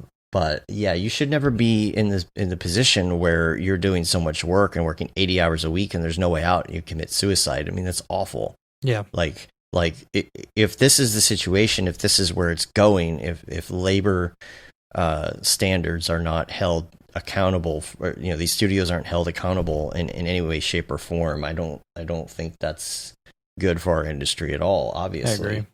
So, and then the 2 last ones here, Mocha Pro 2021. Ooh. Make sure you check that out. It looks to me, in the advertising that I saw from it, that they're really trying to concentrate on things that are similar to Lockdown. Oh, interesting. So check that out. And then lastly, Xbox Series launch trailer. Make sure you check that out. Sakani Solomon actually posted it. That's where I saw it. And it is an amazing launch trailer. It was done very well. So I think that's it. I had a lot of links. Yeah, you did. This time around. We had people last week. Yeah, I had to push all the links because it was just, we had way too much to talk about. It was off the rails anyway. I didn't want to go into all those. But, so let's go to Mograph Recommends. And we're going to ask you some of your favorites in all these different categories because it gives us a really in-depth look at your background. It's interesting to know people's background, but once you know their likes and dislikes, I feel like it shows us more about who you are. Yeah. And we can then go to an official date. Right. Yeah. And these are things that could be either something that you're really into right now. Like if somebody asked me, what's your favorite television show right now? I'd be like, oh, Queen's Gambit, right? Yeah. But I'm not going to say, okay, like if Breaking Bad is my favorite, overall, that's a completely different story. Cue Kevin in the chat if he's watching today. But we will start with your favorite movie of all times. It could be, and this could be all time or recent. So we'll give you recent. There aren't too many, so probably the Spider-Man. What was the name? Into the Spider-Verse? It's just blew my mind. But it's not. It's actually his cousin. My favorite movie is Superman the movie, I guess. Okay. From 1978, the Richard Donner version, the lengthy one, the one that starts with the comics and everything. I just I remember watching it as a kid. I was 8 years old. My father took me to the cinema. And we were watching we were set in the high places. It's not the mezzanine. It's just a little balcony. The balcony. That's the correct term. And I blew. It was jaw dropping. I dreamt about this movie for almost a year. A year. All I wanted was a blanket with Superman, a T-shirt with Superman, and everything that goes around Superman. And then, I've watched this movie a couple of times during the years. And every time that I'm watching it, three obviously famous actors are not with us anymore. But I think that, for what it's worth, Christopher Reeve is the best Clark Kent ever. In history. Yeah. I mean, obviously he's a great Superman, but the way that he acted there, and this movie has affected me in so many levels. Obviously, I dreamed that I can fly. So this is just I can talk just about this movie for half an hour. But if I need to pick another one, it will obviously be Judgment Day, and I know that you spoke about this so good a couple of times, and the fact that Dave's never seen it. Yeah, I know. So I'm going to spoil a little bit of it for you. If you will, if you will allow. I know everything about it. It's like it's. I shouldn't be upset if somebody spoils it. It's not really a spoiler. It's not. It's just something that always blew my mind. It was released in 1991. And I think it runs around a little bit more than 2 hours, something along those lines. And the visual effects is still stands to this day. I mean, it cost a couple of millions to do it. And 35 people worked on it in total of 25 many years work. Now, this is all known fact, but the thing is that the CGI sequences only total for 5 minutes if you just stitch them together. So it's just brilliant way in terms of the direction and everything in terms of how James Cameron treated this movie. So those are going to be the most top 2 movies that really influenced me. But there are of course more. Those are just the one that comes to mind now. What do you think about Superman 3? Sorry, you were stereophonic for a moment. Sorry. Superman 3. What do you think about Superman 3? Richard Donner, Superman? Not Richard Donner, Richard Pryor. I don't know why. It's so goofy, but I don't know why. I've always loved that movie since I was a kid. I obviously have the trilogy, so all the 3 first Superman in one case of DVD with all the bonuses and stuff. So I watched this movie a couple of times, and I still to this day I'm not sure how I feel about it. It's part of the trilogy. This is what I can say. You can, I like the computer stuff in it when I was a kid. That's brilliant why. Ideas there, the way you chase the missile and all of the other stuff. Brilliant ideas, poorly executed. You can actually see the wires in some parts, which really destroyed it for me. As a kid, I haven't really saw this because it was poor VHS quality. But being a little bit more looking for these details, it was really a spoiler. And you can also see some sweat under his suit when he lands at a couple of locations, again, Superman can sweat. Come on. Yeah. It breaks the illusion. Yeah. And you can see like the outlines, even in some of in part 1 and 2, you can see the outlines around the plates and things. Yeah. You know, when they're floating around in the 2D like thing in outer space, when they're but still, it's got the same music and the theme. You can actually hear. You can hear the orchestra sings the letter. So when the S comes on screen, you can actually hear it. Superman. This is the way I imagine it. It is so brilliantly done. The way that John Williams, treated this. So it's everything comes together. It just melts my mind again. Makes me emotional. I think with Terminator 2, Judgment Day, I think a lot of people like either go to that as a go-to or Jurassic Park, both around the same time, early 90s. And I feel like that was a big influence on a lot of us, was either Terminator 2 or Jurassic Park. Mm-hmm. Absolutely. I was, grown enough to understand what I'm actually watching. So I could appreciate it as coming from, as one person that comes from this, wannabe, in this industry. Yeah. Now, what about music? What do you listen to?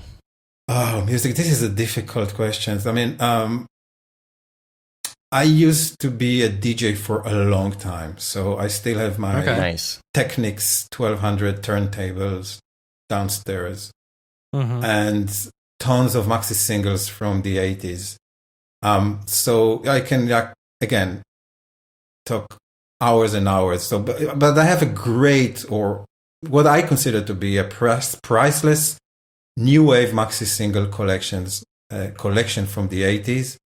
And I still find myself listening to it a lot of the time from the vinyl. Obviously, I've got everything digitally mastered and without all the clicks and the pops, but it's not the same experience. So just to name a few bands, will be Yazoo, New Order, Blancmange, Thompson Twins, everything that Trevor Horn touched. So Frankie Goes to Hollywood, followed by Art of Noise and Propaganda. And again, the cover art for all of this is simply amazing. So I think these are the first time when I was 12 years old or 13 years old, when I actually identified good typography and I understood what it meant. The way that they designed the name back at that days, I'm not sure how it is today because I'm not following pop music anymore. But each one of the bands has had its own logo, right? So you can identify the band or the singer using a typographic creation, which is just great. So all of this, and I'm a big fan of Police and Madness, just to name a few more. So this is, still appearing in my playlist. But I hear a lot of other stuff. So, the list. Did you see Mark Osborne's that claymation video back in like 2000, I think it was, or maybe 98-ish? It was called More. And it was set to a song by New Order. I think I did. It's like, I think it rings a bell. I black can't and really white. Imagine it, but I've seen everything New Order has to offer, so probably I've seen it.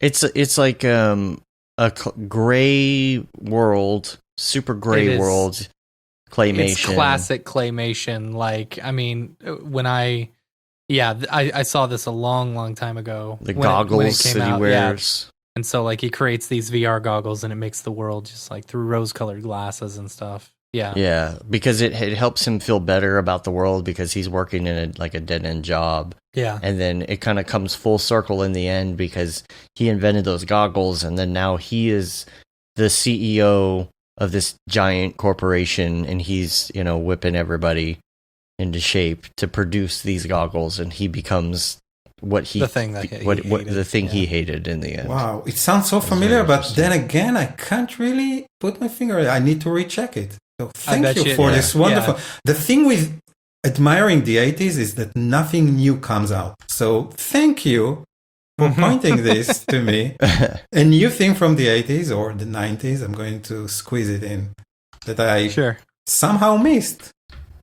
Yeah. Yeah, I'll put it in the show notes. I just put it in our chat if you want to watch it in a bit. Brilliant. I will. So, I will. Not now, but I will. All right, let's see. Next on the list is TV show. What's your favorite TV show? Again, there are so many, but I'm just going to name probably few from the recent years. So one of them is Tales from the Loop. You can find it on Amazon Prime. It's based on an art book by this Swedish artist, Simon Slanghang, something like I've this. heard such good things about this. Oh my God. The way that they manifest this Soviet 70s, but yet sci-fi look, which looks somewhat modern, but very old. The visual effects are just integrated into the story so well. And each one of the episodes is really, really... I mean, each one is directed by a different director. So Jodie Foster was one of them, and there are a couple of others. Sorry, I can't remember every one of them, but it really... I mean, you need to watch an episode a day and then reflect on it. This will be my suggestion. It's really, really inspiring. And... again, along the same lines, the dark version of Back to the Future, which is Dark in Netflix, it's a German 3 series. So 3 seasons, I guess we are calling it. What's it called? Dark. Oh, Dark. Yeah, it's okay. I mean, watch it in German if you can. There is an English dubbing if you like, but it's just destroy everything. Yeah, and without doing any spoilers, it's really the dark version of Back to the Future. So think of Back to the Future really twisted. All right, okay, with a lot of surprises and a plot that you can barely follow after a couple of episodes. But I was magnetized to it. Again, the art, the way the story goes, the actors. It's really something which is different from all the other stuff that I've seen. Both the Tales from the Loop and Dark is very common, darkish visuals there. But again, everything is justified. There's not a single shot which is just there for the sake of effects. And the effects are brilliant. It's a German and Canadian production made partly in Germany, partly in Canada. Really, really well. You can catch it on Netflix. Cool. And it's 3 seasons and that's it. They are telling the entire story. It's closed. You don't want it to continue. That's it. It's perfect. All right. Nice. You sold me. Yeah. I'm trying. I'm giving you the full pitch here. It's one thing I like about this, the Mograph recommends, is that I get so many good recommendations for TV shows. Yeah. And what about podcasts? If you listen to podcasts. Oh, yeah. I think that you need to change the podcast question to maybe your favorite YouTube channel. But that's a good one. That works. Okay. Yeah, that works. Yeah. I'll give you both for the same amount of money that you are paying me. So I used to listen. I mean, first I'm listening to a daily podcast which is in Hebrew, but it's not going to relate to any of your viewers, so I'm not going to even mention it. It's some humor podcast which, really crank me up. So this is just to keep my good spirit before I'm going to sleep. I've got like an exact hour, 11 p.m., between 11 and midnight.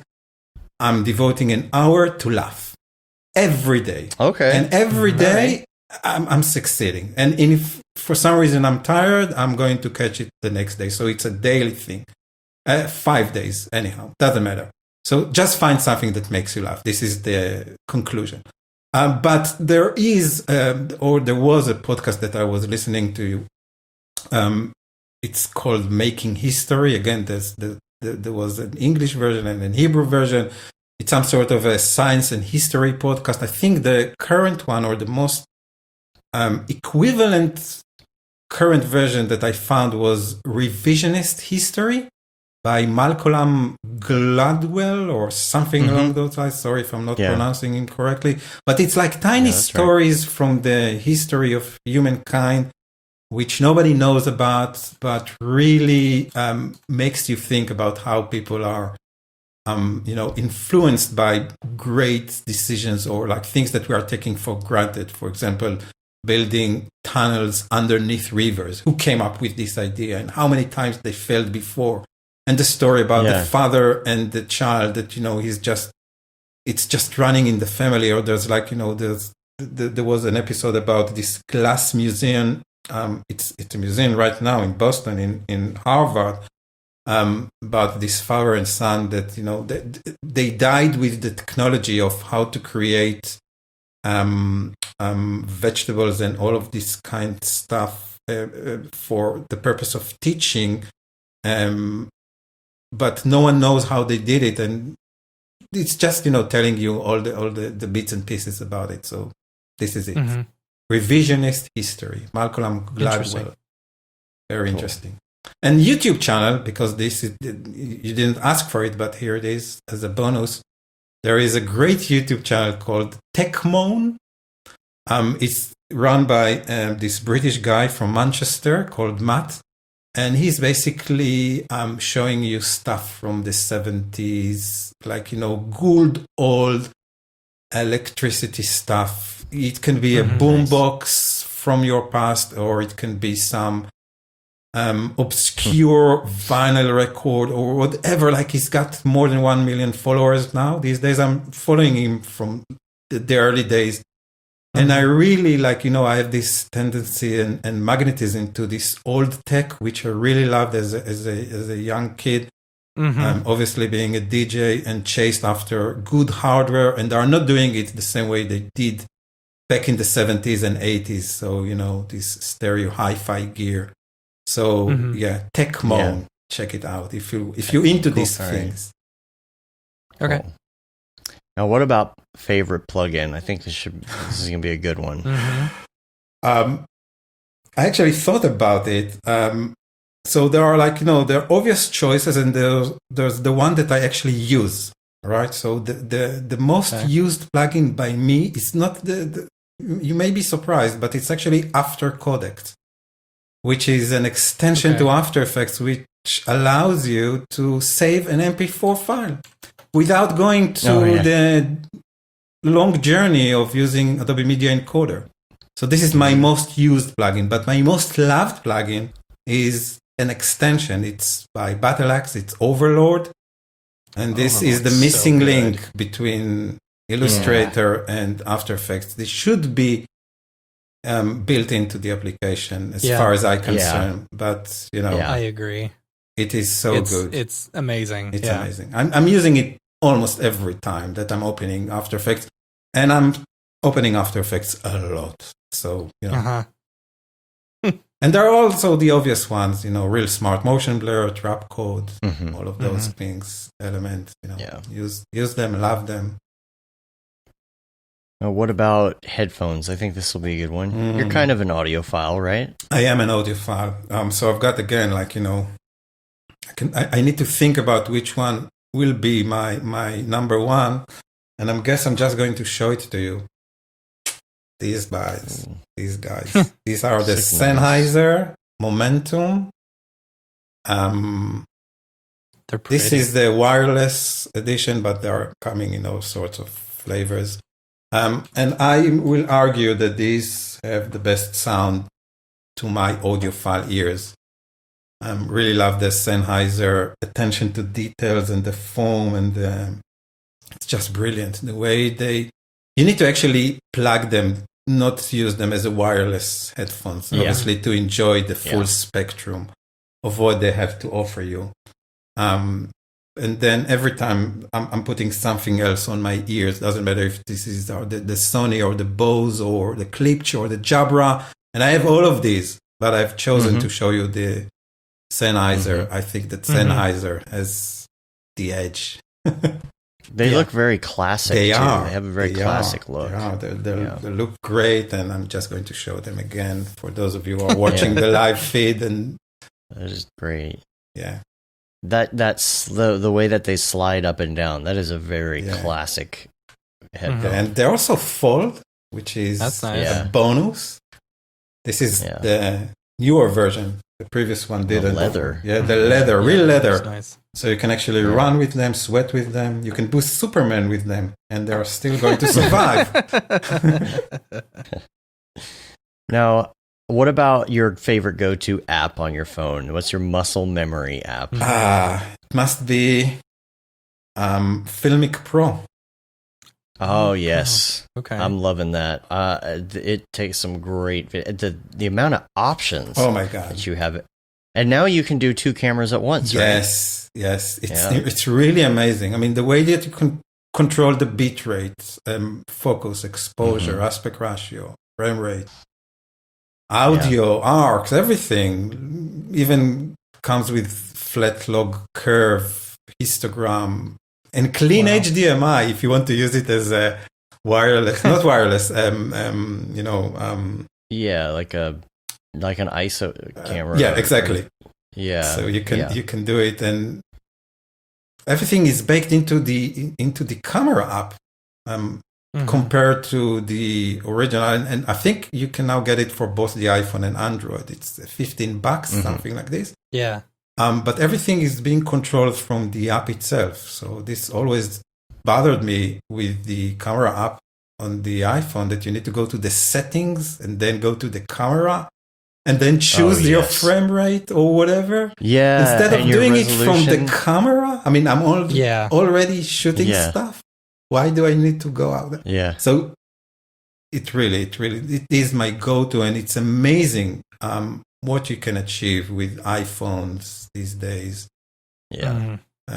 So this is like my go-to tool. Cool. And your life hack, I think you already did your life hack, basically. What were we talking about? I can't remember. I'll give you another one. I'll give you another life hack. All right. So I think it's very simple. I mean, I find myself moving houses a lot the last couple of years. So my life hack will be the 3M command picture hanging stripes. Okay. I sound like an Amazon commercial here, but it is one of the best hassle-free stripes to hang pictures. And since I have so many pictures which I need to take out and then hang again without hurting the walls and damaging the surfaces for my landlord to be angry, this will be, I mean, I have like stocks of this thing. It's amazing. I'm using it for, it's like WD-40. I'm using it for different purposes from, what you're supposed to use it. Or even fixing stuff in the toilet, for everything. I'm sold. Nice. That's funny. Yeah, I think I've messed with one of those a couple times, but I'll have to rethink that next time I want to hang something. Yeah, it's a premium glue, by the way. It's expensive. It's not goes. Maybe now Black Friday will have some good deals, but it's good. It's good. You get what you paid for. Yeah. Yeah. That's cool. Cool. Well, we appreciate you being on today. Yeah, man. Taking the time. Where can people find you online on the different platforms? I want to check you out. So yeah, my website. Obviously, my handle is @SternFX. Instagram is Eran_Stern, and everything is being. You can go to my website and then scroll down to the footer. There is such things as a website still. And all the links are there, so they can find me, and of course over at LinkedIn Learning. So the best place to see my courses, and I've got a bunch of them, is to go to my website. You can see the address. It's sternfx.com.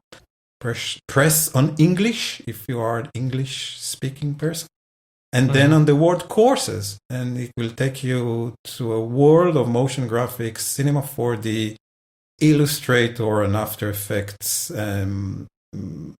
basically treat park So I'm teaching everything from, simplest stuff to the, I guess, most advanced stuff.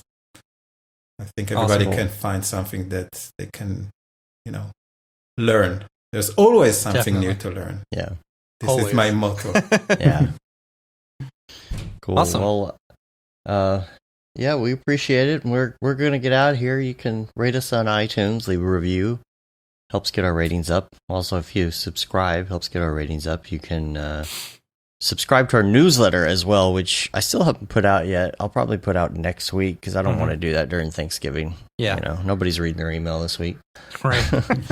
Make sure you do check us out next week, though. We've got Chris Schmidt on the show next week. Oh, yeah. Yeah, and speaking of which, I think the Monday meeting is starting right now. I believe that Chad Ashley and Nick Campbell are on today, right? Yeah. Yeah, that's going to be fun. I'm going to go check that out after the show. And at least say hi before I go back to my patio. Right. Got to get out there before the daylight's all gone. You can say you've been there, done that, got the t-shirt with the Mograph logo tee, the Paul Babb Feel the Bab 2020 shirt. All the profits from that go to Doctors Without Borders. The Render Things t-shirt, hoodie, and long sleeve tee. That Render is Fire shirt, which you're only allowed to wear ironically, unless you're shams. And the new shirt will be up. I'm super behind. I'm sorry, but the new shirt will be up soon of the throwback Mograph tee, the graphic blandishment shirt. Yeah, make sure you check that out. And we're on Facebook, Twitter, Instagram, YouTube, Mograph.com, all the things. Come say hi. Email us. Yeah. I promise. It's cool. You can email us anytime you want. And that's about it, though. Until next time, I'm Dave. And I'm Matt. I'm Eran. Have a good one. Later, yo.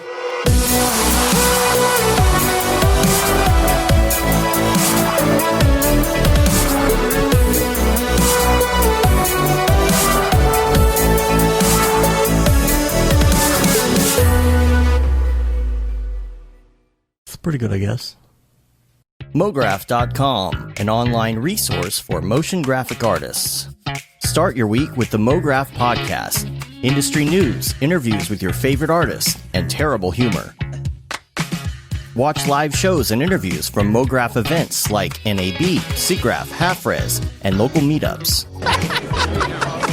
Our Mograph Talks feature live demos and motivation from artists all around the world. Sometimes you gotta make stuff that you're not gonna put on your reel, and I'm not here to judge. What if Rick and Morty show up for the countdown at midnight? That's where I peaked in life, in my career. We gotta stop this thing, Rick! It's gonna kill us all! Hear from the people that create your software, design your render engines, and artists that are changing the face of modern motion graphics. You get that render done. Yeah, you better frame what?